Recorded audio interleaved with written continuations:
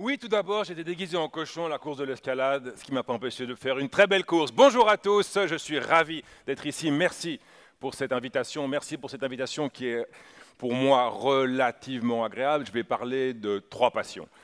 Tout d'abord, la passion numéro un, le sport. Vous l'avez entendu, j'aime ce sport. Le nation branding, c'est mon travail, vendre la Suisse à l'étranger, aussi observer ce que font les autres de manière à être meilleur qu'eux, et évidemment, la Suisse, passion ultime, que je vais essayer de placer dans cette équation entre sport et nation branding. Le sport et la communication, tout d'abord. C'est mon travail, la communication, et pour tous ceux qui sont là, qui font du marketing, qui doivent vendre des produits, vous savez, il y a une équation qui marche depuis toujours, c'est associer des émotions à votre produit. Donc l'émotion, cette espèce de super gadget qui vous permet de vendre. Aujourd'hui, c'est toujours valable. C'est plus que jamais valable. Le petit problème, c'est qu'avec l'explosion du monde des médias, le fait que le business model explose, que les médias sociaux deviennent la plupart du temps les drivers de la communication, les émotions négatives, c'est super facile à vendre. Vous connaissez tous les shitstorms sur vos produits. Par contre, les émotions positives, ça, c'est plus compliqué. Il faut être très fort en storytelling. Comment est-ce que vous allez pouvoir sortir du positif de vos produits? Ça, c'est une grosse équation. Et là, mesdames et messieurs, chers amis, dans le domaine du sport, on est dans un domaine excellent, vous le savez. Le sport est systématiquement positif. Pour moi, qui dois vendre la nation, il est super intéressant parce que quand vous faites du patriotisme, du nationalisme et des ismes qui sont un peu tendus, normalement, dès que vous êtes dans le sport, c'est très positif. Vous le savez, les nations ont toujours utilisé le sport pour se vendre. L'époque, pour ceux qui sont vieux comme moi, vous avez connu la guerre froide, hein, où certains pays de l'Est faisaient tout finalement pour vendre de manière positive leur système qui n'était pas positif. Ils étaient positifs quand ils gagnaient des médailles au JO, quand ils arrivaient à battre une équipe d'Allemagne de l'Ouest par une équipe d'Allemagne de l'Est. Et ça, c'est un domaine dans lequel j'ai beaucoup d'intérêt et d'action. Quelles sont les nations qui font des cartons en sport? Ça, c'est la question qui m'intéresse. Parce que, bien évidemment, je dois savoir où se place la Suisse par rapport à l'ensemble des nations et aux résultats, aux images qu'elles produisent à travers leurs activités. Alors, je vais vous présenter un sondage qui va vous montrer le résultat mondial, un sondage mondial, à la question « Quelles sont les nations qui excellent dans le domaine du sport ?» Alors, avant que je vous le montre, à votre avis, c'est quoi les trois plus grosses nations qu'on va voir sur l'écran tout de suite là? Allez-y. Pardon? Les Américains, c'est juste. Qui d'autre encore? La Russie, c'est correct. Qui? La Chine et l'Australie. La Chine, vous verrez, ça monte. L'Australie, pas tellement. Voilà le résultat. Ce qui est très intéressant là-dedans, c'est de voir qu'il y a des non-surprises. Ça, c'est pas intéressant. Les grandes nations, celles qui ont investi dans le sport, restent extrêmement fortes. On voit aussi qu'il y a certaines nations qui sortent un petit peu du lot. Et il y a deux éléments qui sont intéressants là-dedans. Le sureffet du foot.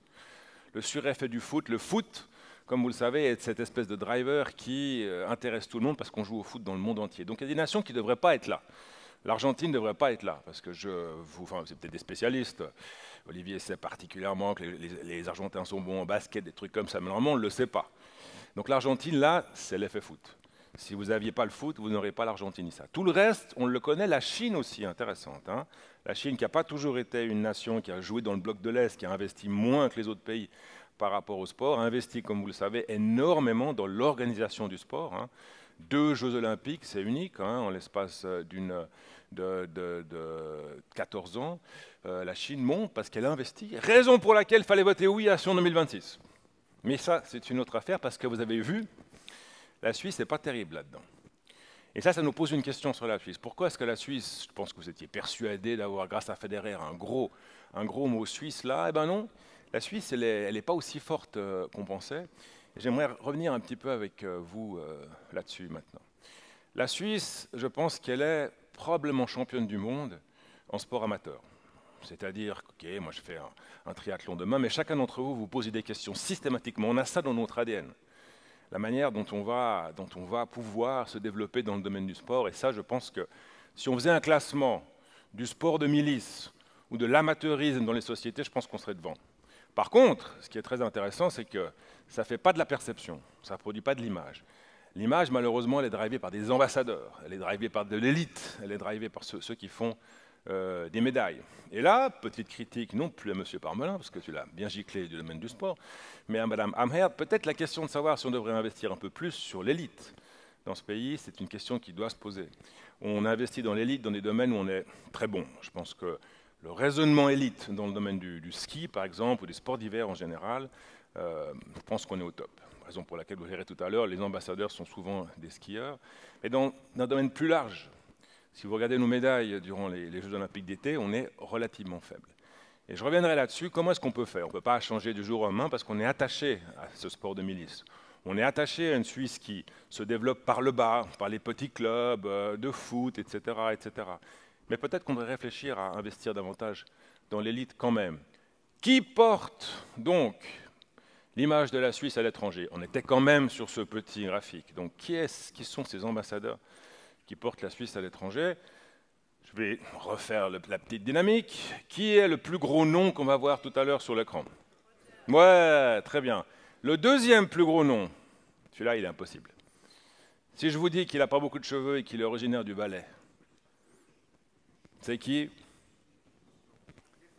Il l'a dit Olivier. Non, c'est Gianni Infantino.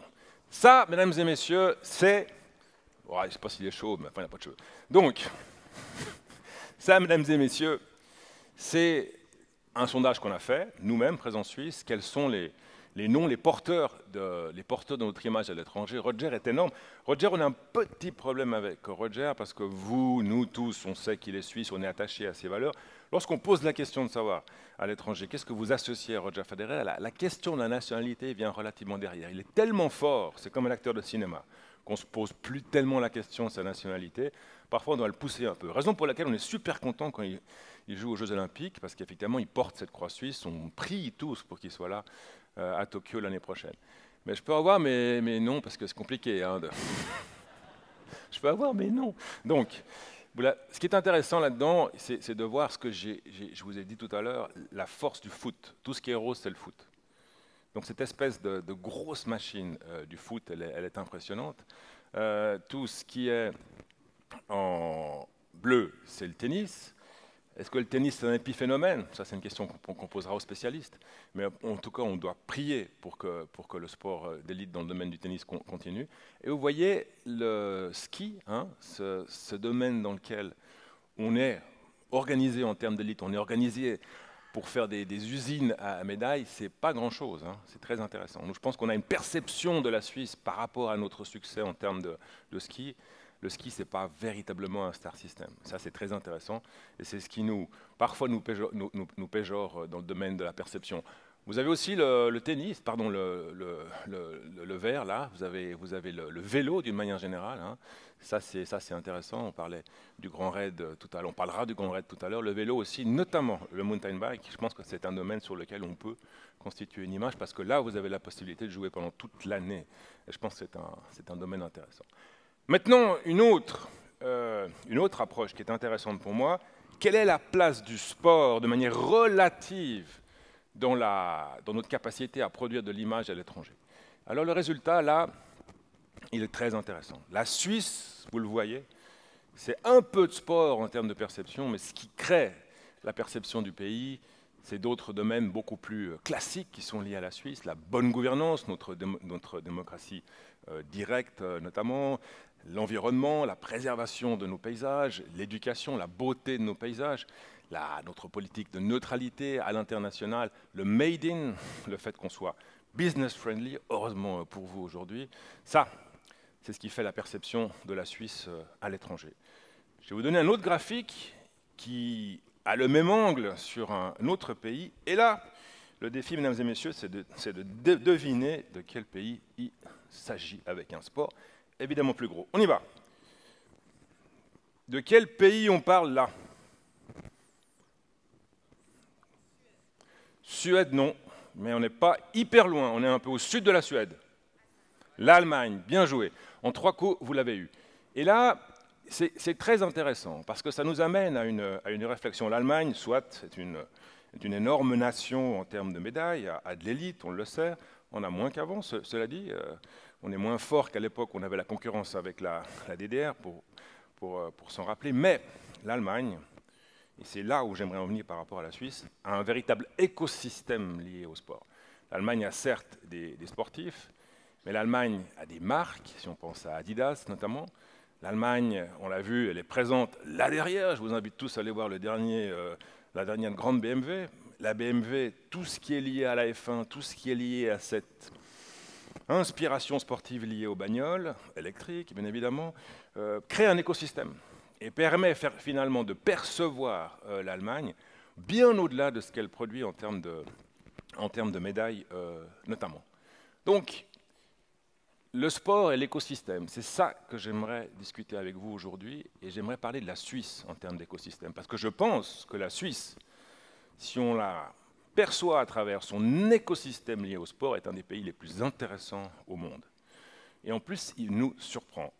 Là, mes deux godasses bleues, là, hein, celles-là, On Shoes. On Shoes, vous les connaissez tous aujourd'hui. Si j'étais venu à Forum avec Cédric, je vous aurais dit hey, les gars, est-ce que vous ne croyez pas qu'on va réussir à disrupter le domaine des sneakers avec des sneakers suisses? Jamais de la vie, on aurait pensé à ça. Et pourtant, on a disrupté le domaine des sneakers suisses. On sont nos sponsors depuis longtemps dans le domaine des maisons suisses. C'est nos sponsors principaux avec du cash à Tokyo, avec une somme extrêmement importante. Les Tokyoites s'arrachent les On Shoes. C'est-à-dire que cet écosystème, le domaine du design, repensé dans le domaine du sport, avec la force des ingénieurs, la force de la créativité suisse, c'est ça qu'on devrait mettre en avant par rapport à la Suisse aujourd'hui. Et ça, c'est un point très important. Je parlerai tout à l'heure de l'écosystème dans son ensemble. L'écosystème, en fait, c'est un peu notre marque de fabrique dans le cadre de nos maisons suisses. Je vais faire un peu de pub. Regardons nos maisons suisses. Olivier en a parlé tout à l'heure. On se remet dedans, on parle de sport. Vous voulez voir un peu des sportifs maintenant.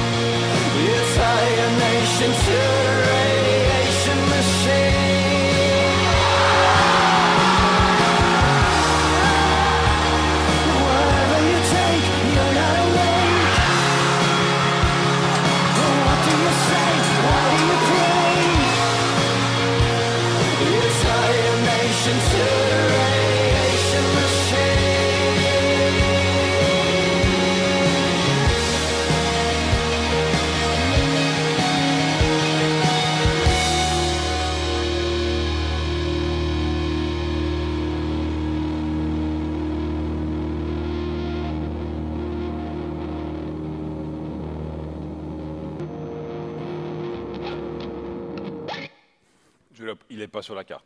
Mais oui, aussi, Lausanne 2020, c'est la prochaine étape qu'on va avoir. Et finalement, c'est intéressant parce que ça, c'est un excellent exemple. Il n'est pas là, Yann Logan, on s'en fout. Je parle à sa place. Lausanne 2020, je n'arrive pas à imiter son accent du nord-vaudois. Mais donc, ça, c'est une décision en termes d'écosystème. Avec cette décision de la Suisse d'accueillir ces Jeux Olympiques de la jeunesse, on va pouvoir parler bien au-delà du sport. Et quand je vous dis bien au-delà du sport, je vous ai parlé de mes godasses, On Shoes, mais si on réfléchit à cet écosystème, et on est très bien placé ici à l'EPFL pour vous parler du lien notamment entre santé et sport. Entre santé, Bido, Nicolas. C'est à l'inverse les trucs qu'il fallait faire. Nom et prénom. Donc, Santé sport, par exemple, santé technologie sport. Je pense qu'on est dans notamment un écosystème ici à Lausanne, un des écosystèmes les plus puissants au monde qui permet de réfléchir sur le lien entre la technologie, entre le sport, entre la santé, entre la politique du sport, notamment avec la présence de ces dizaines d'organisations internationales dans le domaine du sport. Et ça, personnellement, j'ai véritablement envie de le pousser parce que je pense que ces connexions-là sont importantes. Donc, raconter des histoires sur nos technologies, raconter des histoires sur nos politiques de la santé en réfléchissant, en mettant cette dimension sport. C'est une ambition qui vous appartient à vous. Comment est-ce que dans chacun de vos produits, vous allez réussir à faire un lien avec une émotion et avec du sport? Depuis 2 ans maintenant, on essaye d'insister à Présence Suisse sur le potentiel tech de nos pays, nos startups, etc. Et je rencontre trop souvent des startups qui me racontent des histoires qui sont banales ou alors très techniques. Et je crois qu'on a la possibilité ici toujours de raconter des histoires, et notamment dans le domaine du lien entre la santé et le sport. Je pense qu'on est dans le top 3 en termes de réflexion sur le lien entre santé, sport et bien-être. C'est le sujet du jour. À Las Vegas, en janvier prochain, on va revenir, c'est le grand rendez-vous de la technologie mondiale, c'est le début de la saison aussi, où on monte des nouvelles technologies, et on est à la recherche justement de ces entreprises qui peuvent nous montrer de manière différente ce qu'on peut faire dans le sport. Je vais vous en présenter une rapidement dans un petit film aujourd'hui qu'on a trouvé super génial, qui vient du game design, qui vient de la santé et qui justement raconte quelque chose dans le domaine du sport où la Suisse a un truc à dire, quand on est un peu en train de dépasser, je vous le fais vite, regardez ça. Where body and mind are totally balanced, you experience the dual flow. Enter the immersive world of the ExerCube. Resulting from a research-based collaboration of sports scientists and game designers, the ExerCube combines the best of fitness and gaming. With its holistic training approach, the playful workout increases your physical and cognitive skills. To maximize your fitness results, it adapts to your performance while you enjoy the most engaging and motivating experience. Beat your own high score or challenge your friends. Welcome to the playful future of fitness training. Go with the dual flow. Ça, c'est une entreprise zurichoise, Theory, que vous avez vu. Pour moi, c'est exactement ce qu'on sait faire dans ce pays. On est tous nés ingénieurs, on est tous nés designers, dans le domaine de l'industrie notamment. Comment est-ce qu'on raconte des histoires comme celle-ci? Comment est-ce que là, je peux dire que la Suisse est à la croisée des chemins entre le fitness, le sport, la médecine, etc. C'est ce qu'on fait dans le domaine de notre campagne Swiss Tech. Et là, mesdames et messieurs, si vous avez une entreprise, une idée que vous voulez mettre en avant, parlez-moi, parce que c'est ce que je veux mettre en avant, cette capacité d'improviser sur toute chose et de mettre en avant la Suisse à travers la technologie et notamment en racontant des histoires sur le sport. Il me reste 1 minute 54 sur mes 20 minutes. J'ai fini. Merci pour votre attention.